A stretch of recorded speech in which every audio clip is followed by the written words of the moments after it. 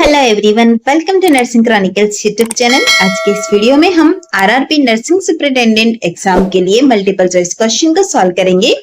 आज की सीरीज का फर्स्ट क्वेश्चन होगा हमारा, which of the following disease is best studied using incidence rather than prevalence. निम्न में से कौन सी ऐसी डिजीज है जिसके लिए हम प्रिवेलेंस की जगह इंसिडेंस का स्टडी जो है वो बेस्ट स्टडी करेंगे। Option A diabetes mellitus, option B hypertension, option C common cold, option D bronchial asthma. Right answer है हमारा यहाँ पर ऑप्शन सी कॉमन कोल्ड। चलिए इसके रेशनल की तरफ बढ़ने से पहले हम यह देख लेते हैं कि इंसिडेंस का मतलब क्या होता है, प्रिवेलेंस का मतलब क्या होता है। इंसिडेंस के अंदर इन्वॉल्व होते हैं न्यू केसेस और जो हमारा प्रिवेलेंस होता है उसके अंदर ओल्ड प्लस न्यू केसेस दोनों का टोटल होता है। अब बात आती है हमारे कॉमन कोल्ड की। कॉमन कोल्ड जो है हमारा एक्यूट डिजीज का कंडीशन है जिसके अंदर की ड्यूरेशन जो होता है वो काफी शॉर्ट होता है, इसीलिए यहाँ पर हमारा इंसिडेंस जो रहेगा वो ज्यादा हेल्पफुल रहेगा। इसके अलावा आप देख सकते हैं डायबिटीज मेलाइटिस, हाइपरटेंशन और ब्रोंकियल अस्थमा, यह तीनों ही डिजीज कंडीशन जो होती है वो क्रॉनिक कंडीशंस में आती है जहां पर हम इंसिडेंस को नहीं बल्कि प्रिवेलेंस को प्रेफर करेंगे। हमारा a patient with cholelithiasis should be advised to follow which type of diet. हमारे पास एक पेशेंट है कॉलीलिथियासिस वाला, उन्हें हम कौन सी डाइट जो होगी वो एडवाइस करेंगे फॉलो करने के लिए। Option A high fat diet, option B low fat diet, option C high protein diet, option D liquid diet only. Right answer होगा हमारा यहाँ पर option B low fat diet. Cholelithiasis की कंडीशन के अंदर हम पेशेंट को जो होता है हाई फैट डाइट एडवाइस नहीं करते। उसका रीजन ये होता है कि फैट स्टिमुलेट करता है गॉल ब्लैडर के कॉन्ट्रैक्शन को, जिसकी वजह से जो हमारा कॉलीलिथियासिस की वजह से पेन है वो और ज्यादा इंक्रीज हो जाएगा। इसीलिए हम हमेशा पेशेंट को एडवाइस करते हैं लो फैट डाइट। अगर हम उससे फैट कम मात्रा में देंगे तो इसकी वजह से गॉल ब्लैडर स्टिमुलेशन रिड्यूस होगा और हम पेन को भी प्रिवेंट कर सकते हैं। नेक्स्ट क्वेश्चन ही हमारा, which degree of internal haemorrhoids prolapsis during defecation but reduces spontaneously. Next question हमारा जो है वो है इंटरनल हेमरॉइड्स की डिग्री से रिलेटेड। कंडीशन हमें यहाँ पर दी गई है कि ड्यूरिंग डेफिकेशन जो हेमरॉइड्स है वो प्रोलेप्स हो रहा है लेकिन यह रिड्यूस हो रहा है स्पॉन्टेनियसली, तो यह कौन सी डिग्री के अंदर आएगा। Option A first degree, option B second degree, option C third degree, option D fourth degree. Right answer है हमारे यहाँ पर ऑप्शन बी सेकेंड डिग्री। चलिए इंटरनल हेमरॉइड्स की जो डिग्रीज होती है उसे हम किस तरह से आइडेंटिफाई करते हुए देख लेते हैं।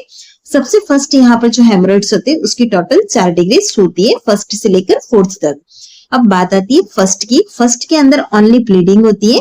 उसके बाद आएगा सेकेंड डिग्री। सेकेंड डिग्री के अंदर क्या होता है, हेमरॉइड्स जो है वो प्रोलेप्स हो जाता है, साथ ही साथ यह स्पॉन्टेनियसली रिड्यूस होता है, तो वो कंडीशन हमारी सेकेंड डिग्री कहलाती है, जो कि हमें क्वेश्चन के अंदर भी पूछा गया था। उसके बाद आएगा हमारा थर्ड डिग्री। थर्ड डिग्री के अंदर क्या होता है, हेमरॉइड प्रोलेप्स तो होते हैं लेकिन उसे मैन्युअली रिडक्शन करने की जरूरत होती है, तो वो हमारा थर्ड डिग्री कहलाता है। और लास्ट आता है हमारा फोर्थ डिग्री। फोर्थ डिग्री के अंदर क्या होता है, हेमरॉइड्स परमानेंटली प्रोलेप्स्ड रहता है। क्वेश्चन है हमारा, which patient is at highest risk for complication from Valsalva manure। Valsalva manure से कौन सा ऐसा पेशेंट है जिसके अंदर की हाईएस्ट रिस्क होती है कॉम्प्लिकेशन की। Option A young healthy adult, option B asthma with mild symptoms, option C COPD patient with emphysema, option D athletes. Right answer है हमारा यहाँ पर option C COPD patient with emphysema. अब हम देख लेते हैं इसका रेशनल क्या है। एम्फाइसेमा की कंडीशन के अंदर एयर ट्रैपिंग और हाइपर इन्फ्लेशन की वजह से क्या होता है, जो हमारा इंट्राथोरेसिक प्रेशर होता है वो ज्यादा हाई होता है बेसलाइन पर। वहीं अगर यही पेशेंट वाल्सेल्वा मैन्योर भी करेगा तो उसके अंदर क्या होगा, इंट्राथोरेसिक प्रेशर और ज्यादा इंक्रीज हो जाएगा और पेशेंट का कंडीशन और ज्यादा एग्जैजरेट होगा और इसकी वजह से क्या हो सकता है, मे बी सिनकॉप हो सकता है, डिजीनेस, सीवियर हाइपोक्सीमिया तक की कंडीशन डेवलप हो सकती है। इसीलिए जब भी हमारे पास सीओपीडी पेशेंट विद एम्फाइसेमा है तब हमें वाल्सेल्वा मैन्योर अवॉइड करना है, क्योंकि इसकी वजह से कॉम्प्लिकेशन के रिस्क और ज्यादा बढ़ जाते हैं। नेक्स्ट क्वेश्चन है हमारा, which investigation confirm the diagnosis of Hirschsprung's disease. Hirschsprung disease को कंफर्म करने के लिए कौन सा इन्वेस्टिगेशन हम करते हैं। Option A abdominal X ray, option B barium enema, option C rectal biopsy, option D colonoscopy. Right answer है हमारा यहाँ पर ऑप्शन सी रेक्टल बायोप्सी। अगर हम बात करते हैं यहाँ पर सारे ऑप्शंस की, सबसे फर्स्ट हमें दिया गया है ऑप्शन ए एब्डोमिनल एक्सरे। अगर आप एब्डोमेन का एक्सरे करवाएंगे तो वहां पर आपको डायलिटेशन प्रेजेंट देखने को मिलेगा, बट यह एब्डोमिनल एक्सरे कंफर्मेटिव डायग्नोस्टिक नहीं है। नेक्स्ट ऑप्शन की तरफ बढ़ते हैं। Option B barium enema. Barium enema is suggestive but not diagnostic confirmatory. Next है हमारा option C rectal biopsy. Rectal biopsy जो होता है वो गोल्ड स्टैंडर्ड डायग्नोस्टिक मेथड है हिर्शस्प्रंग डिजीज का। यह शो करता है एब्सेंस ऑफ गैंग्लियोनिक सेल। और लास्ट है हमारा कोलोनोस्कोपी। कोलोनोस्कोपी जो होती है उससे भी आप हिर्शस्प्रंग डिजीज का कंफर्म डायग्नोसिस नहीं कर सकते हैं, क्योंकि हमें पूछा गया हिर्शस्प्रंग डिजीज के बारे में और वो भी कंफर्म कौन सा होगा, तो वो होगा हमारा ऑप्शन सी यानी कि रेक्टल बायोप्सी। नेक्स्ट क्वेश्चन है हमारा, a 65-year-old male has difficulty in urination. DRE reveals a hard nodular prostate. Most likely diagnosis is. हमारे पास यहाँ 65-year-old male पेशेंट का कंडीशन दिया गया है और हमारे पास कंडीशन दी गई है कि पेशेंट को डिफिकल्टी हो रही है यूरिनेशन में, और जब इसका DRE यानी कि डिजिटल रेक्टल एग्जामिनेशन किया जाता है तो वो रिवील करता है कि हार्ड नोडुलर प्रोस्टेट है। तो हमें यहाँ पर क्या डायग्नोसिस हो सकता है यह सस्पेक्ट करना है। दिए गए हमें option A benign prostatic hyperplasia, option B prostatitis, option C prostate cancer, option D urethral stricture. Right answer होगा यहाँ पर हमारा ऑप्शन सी प्रोस्टेट कैंसर। चलिए अब रेशनल भी देख लेते हैं। सबसे फर्स्ट ऑप्शन ए आप देखेंगे जिसमें दिया गया है बिनाइन प्रोस्टेट हाइपरप्लेजिया यानी कि बीपीएच की कंडीशन। बीपीएच की कंडीशन के अंदर DRE क्या रिवील करता है कि प्रोस्टेट स्मूथ और रबरी होती है। क्योंकि हमें हार्ड और नोडुलर दिया गया तो बीपीएच हमारा राइट आंसर नहीं होगा।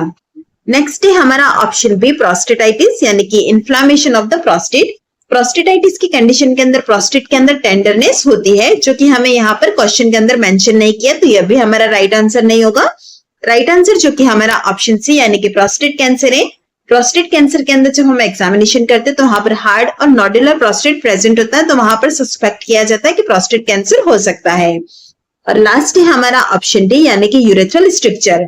अगर यूरेथ्रल स्ट्रक्चर प्रेजेंट है तो इस केस के अंदर प्रोस्टेट के अंदर कोई चेंजेस नहीं होते हैं। तो आप देख सकते हैं हमें यहाँ पर क्वेश्चन में दिया गया था कि DRE रिवील कर रहा है हार्ड नोडुलर प्रोस्टेट, और यह कंडीशन हमको देखने को मिलती है प्रोस्टेट कैंसर में, तो राइट आंसर हमारा ऑप्शन सी होगा।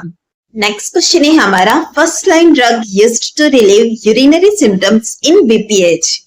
बीपीएच यानी कि बिनाइन प्रोस्टेट हाइपरप्लेजिया की कंडीशन के अंदर यूरिनरी सिम्टम्स को रिलीव करने के लिए हमारी फर्स्ट लाइन ड्रग कौन सी यूज में लेते हैं। Option A finasteride, option B tamsulosin, option C ciprofloxacin, option D furosemide. Right answer है हमारे यहाँ पर ऑप्शन बी टैम्सुलोसिन। अगर हम बात करते हैं यहाँ पर ऑप्शन ए फिनास्टेराइड की, यह जो होती है प्रोस्टेट की साइज को स्लोली रिड्यूस करती है। क्योंकि हमें पूछा गया यूरिनरी सिम्टम्स को रिलीव करने के लिए, तो राइट आंसर ऑप्शन ए नहीं होगा। राइट आंसर ऑप्शन बी है टैम्सुलोसिन।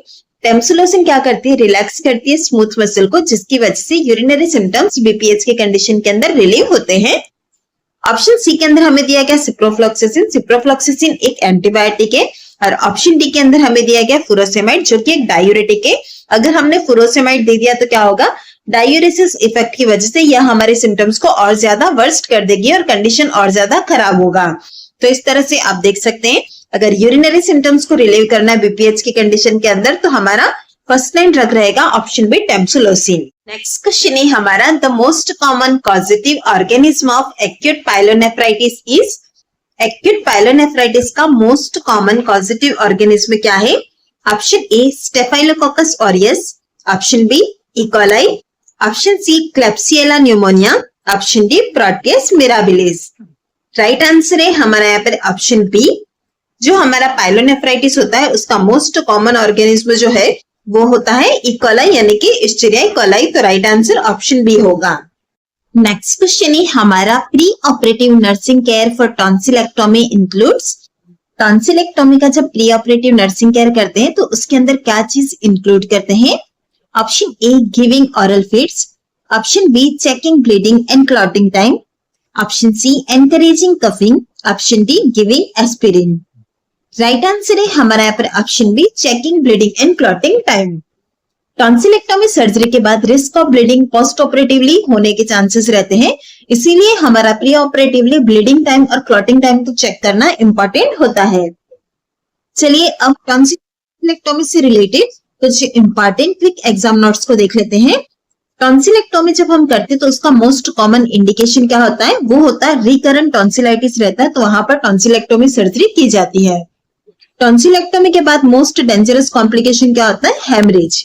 उसके बाद आता है बेस्ट पोस्ट ऑप पोजीशन, तो साइड लाइन पोजीशन दी जाती है आफ्टर टॉन्सिलेक्टोमी।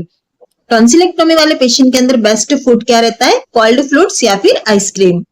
उसके बाद आएगा हमारा टॉन्सिलेक्टोमी का वार्निंग साइन क्या है, फ्रीक्वेंट स्वेलोइंग। फ्रीक्वेंटली स्वेलो कर रहा है चाइल्ड तो यह इंडिकेट करता है कि हेमरेज है।